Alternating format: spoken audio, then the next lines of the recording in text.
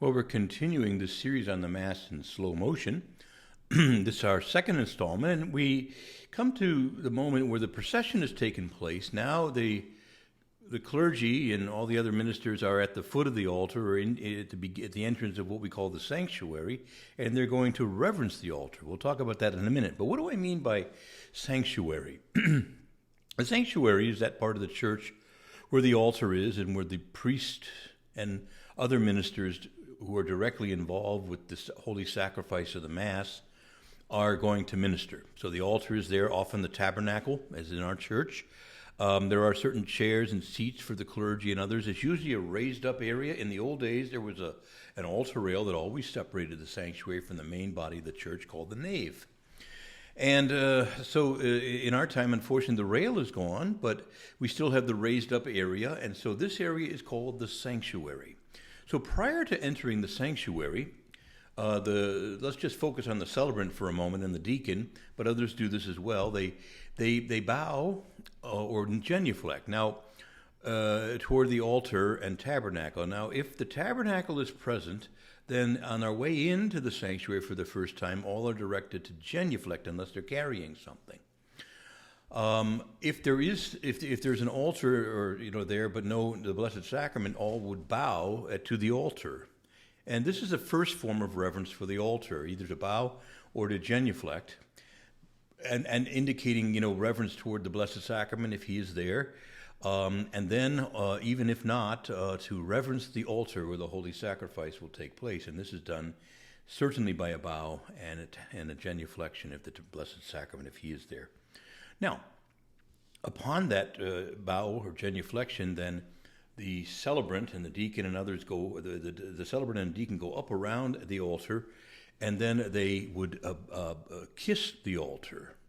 And we're going to look at that. And then sometimes in more solemn masses, not only is the altar kissed, but then it's additionally reverenced by having the altar incensed, where we take incense and go around the altar and honor it with incense.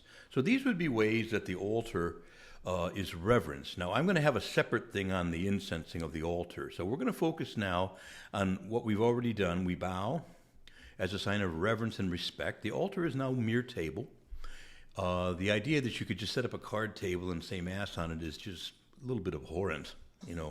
The altar is a place of great honor. It's the place where the holy sacrifice takes place. It is due honor and respect simply for that reason. So the bow, and then when the priest and the deacon come around, the kiss. But why a kiss? Kissing a table seems kind of odd. Well, first of all, it wasn't always that odd.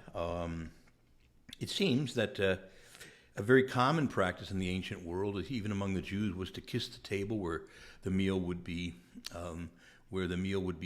placed or served. This was not uncommon. It wasn't a strange practice. But the initial, if you will, purpose of this kiss, a saluting, if you will, or a kissing, was to reverence the altar simply as the place where the holy sacrifice would take place. This alone was a reason to honor and reverence this. And it's not, we can refer to it as a table, but it's an altar. What's the difference between an altar and a table? Well, a table can be used for anything, but an altar is a place of sacrifice. A holy sacrifice is going to take place there. The perfect, once-for-all sacrifice of Jesus Christ on the altar of the cross is made present for us at this altar. Now, ideally, the altar is made of stone. There are times today where wood is used, but even if that's the case, there should be an altar stone, an inset where there's a stone thing, or sometimes a stone tabletop, and the rest of the altar can be wood. But the ideal is that the altar is made of stone. This bespeaks something of permanence, of solidity. It's a place of, that commands respect in a way that a wooden tabletop or whatever would not. Now, the other reason, though, that as time went on, from the earliest days of the church, there became then the practice that the altar, because it was stone, and should be stone, represented Christ, who is our rock. Jesus is called the rock. He's called the cornerstone. 1 Corinthians, 10 and 4, and likewise, again, so Jesus is the rock, and so on. The old spiritual says, Jesus is a rock in a weary land, a shelter in a time of storm. So the altar comes to signify also not just the place of the sacrifice, but Christ himself. Christ himself, who is the great cornerstone, the head of the corner, the stumbling block on which sinners trip, but a stepping stone for those who are, to heaven, for those who love him and have faith in him. So this image then of the stone altar came to represent Christ. So we're not just reverencing the place of sacrifice, but Christ himself. It's a symbol, if you will, of Christ.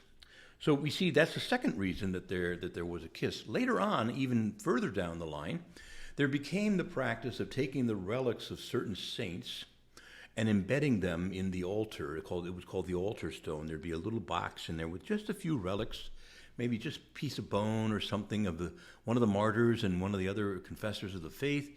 And this then also adds yet an additional reason that the altar is kissed, namely that the priest is not just reverencing the place of sacrifice, not just reverencing Christ himself, but also reverencing the saints, saluting the saints with a holy kiss. Greet one another with a holy kiss, as Scripture says.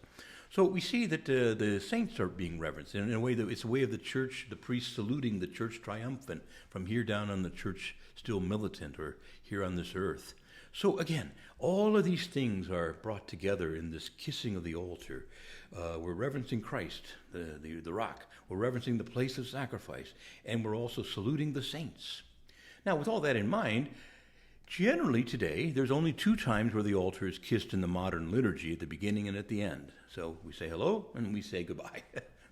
And in the old Latin Mass, though, during the Middle Ages, a lot of these kisses were multiplied. In fact, any time the priest would turn away from the altar and face the people for a moment, because Mass was celebrated not facing the people until 1965. That's another long story I won't deal with here. But up until about that time, the priest would face the altar to say Mass, priest and people all facing one direction. And every now and again, though, he would turn to salute the people. And anytime he turned away from the altar, he would kiss the altar and then turn to the people and greet them and then turn back. So these things began to be multiplied. It was thought to simplify this again back to its original approach when the Mass was reformed, or was changed in the 60s. So again, we're back to having just the 2 kisses. So I think we've largely discussed what it means to reverence the altar in terms of kissing the altar. We will discuss what it means to also to incense the altar and so on in the next episode and so on. But that said, I want to say a few words about the nature of the altar itself.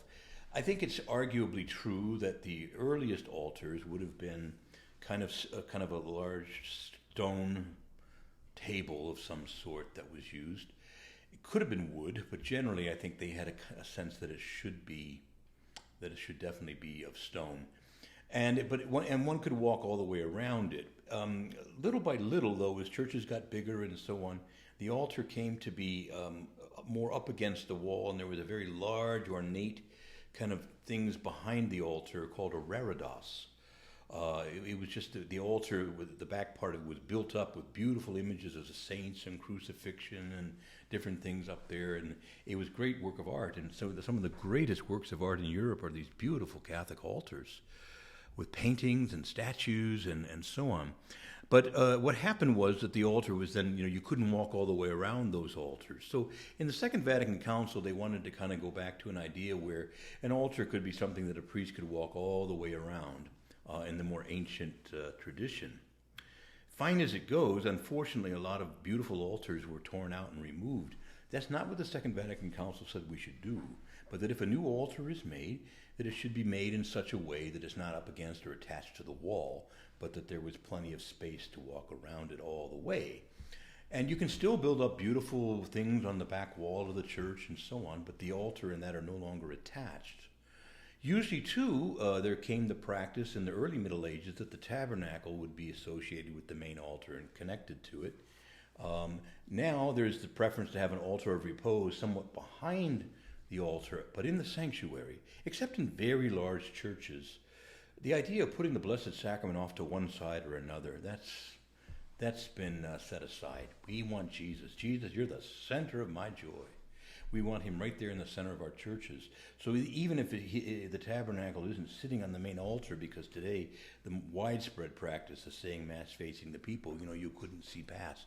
So what we do then is we usually have an altar back behind, or some kind of a pedestal where the tabernacle is in a place of great honor, and is in the sanctuary, usually centered behind the altar. And that's the current practice. But this does not mean that we need to tear out old altars and destroy beautiful works of art just to accommodate a kind of a modern notion. All right. So I just wanted to say a little bit of a word about that. The design of altars has become more simple over the last 50, 60 years, but it doesn't always have to be the case. You can still have beautiful, things, they call it reredos, something, up against the back wall that has beautiful artistic things and so on. It doesn't always have to be just a simple plain altar with a cloth on it. And we're getting back to, I think, an appreciation of beauty, which I very much appreciate. In our own church, thank God, the high altar was never torn out. We have a beautiful baldacchino. The beautiful high altar is still there with the 6 candlesticks in the tabernacle. And we generally don't use that altar for the liturgies now, although occasionally we do.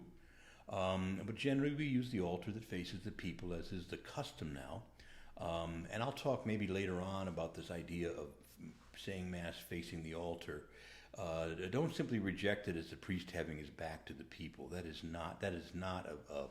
That's a polemical way of describing it. Think of it more as the priest and the people all facing one direction, beseeching God the Father. Jesus, our high priest, worshiping God the Father and offering sacrifice to him, you see. That's the idea of Mass facing toward that one direction altogether. Is not the priest has his back to you, any more than the person in the pew ahead of you has their back to you. Everybody's looking in one direction. That's the idea. We could argue about what we should do today or whether we should get back to this or that. I'm not here to deal with that. We're just looking at the Mass in slow motion. So today, the altar is reverenced by being kissed, and we bow and then we kiss the altar for all the reasons stated, to honor the altar itself, to honor the Christ who the altar represents, and if there should be relics of the saints, we honor them as well. And this is what we do then in reverencing the altar.